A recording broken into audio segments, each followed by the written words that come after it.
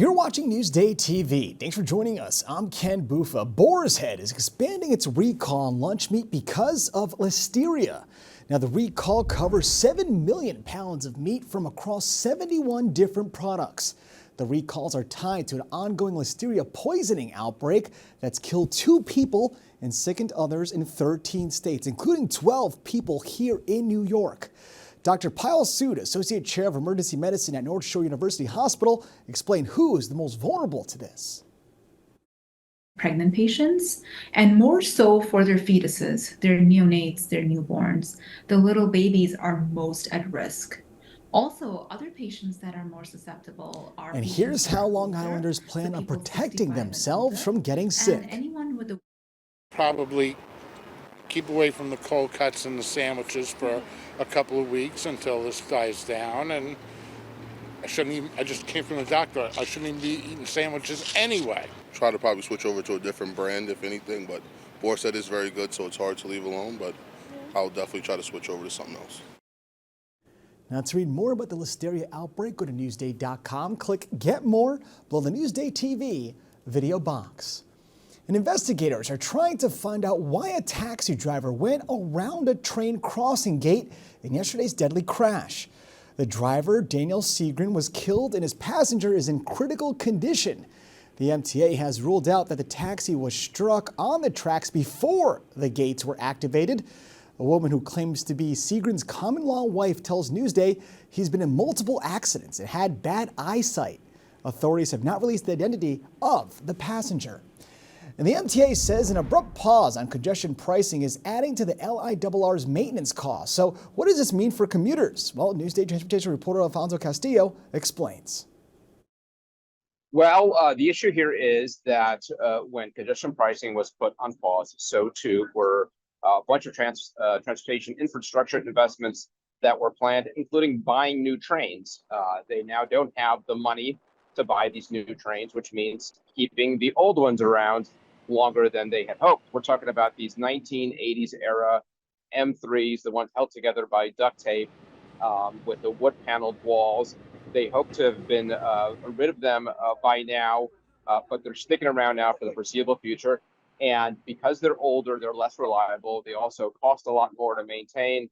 And the MTA says that it's going to have to spend an extra $20 million a year now keeping those old trains running.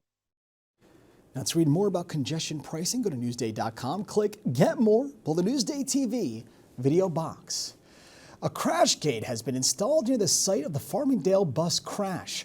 The governor says this gate can shorten the response time of first responders. Now, it will allow emergency vehicles to cross opposite lanes on I-84 at County Route 49.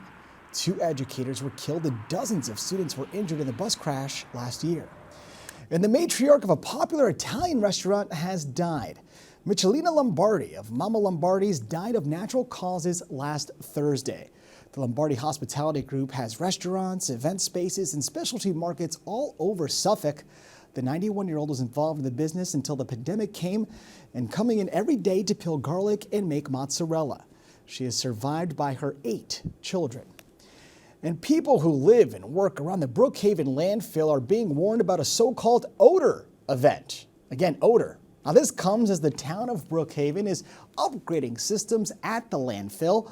The state DEC put out an advisory this week urging residents to report any odors, dust, or other concerns. Now, if you have a complaint, the state, again, wants to hear from you. So call 631-444-0380.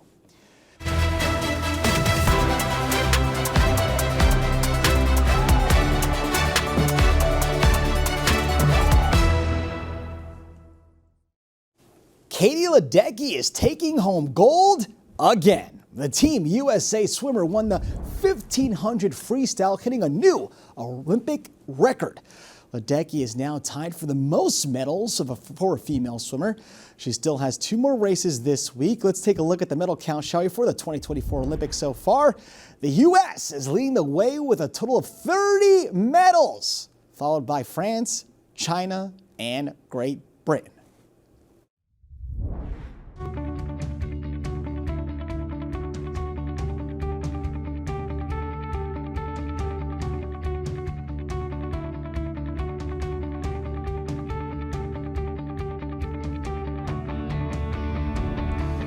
A new exhibit is displaying work by deaf-blind artists. Virginia Huey has a story you'll see only in Newsday.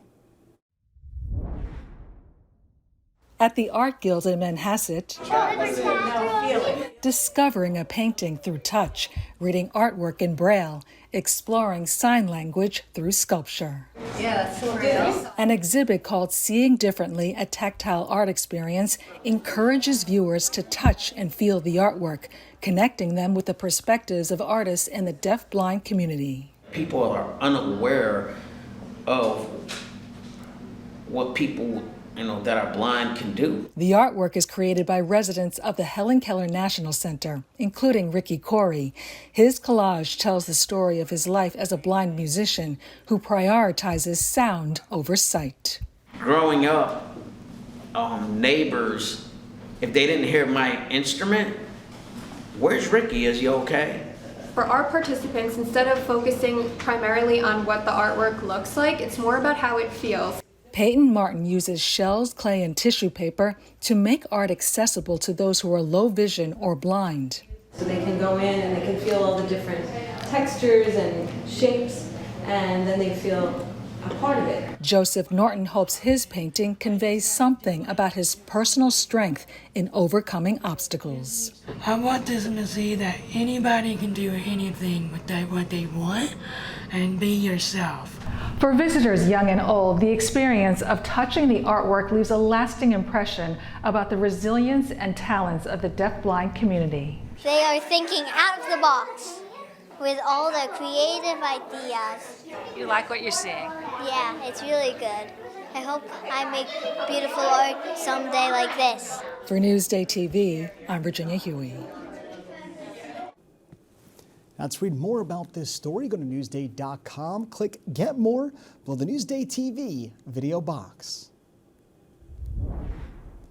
Now let's take a look at your sunny Long Island weather. Can you believe it? We get another day of sunshine. So you can see tonight we have partly cloudy skies, but tomorrow, like I said, mostly sunny skies. So taking a closer look at tomorrow, you can see the temps will be elevated too. We're nearing 90s tomorrow with sun overhead, pretty much in the high 80s, but yeah, it's pretty close to 90.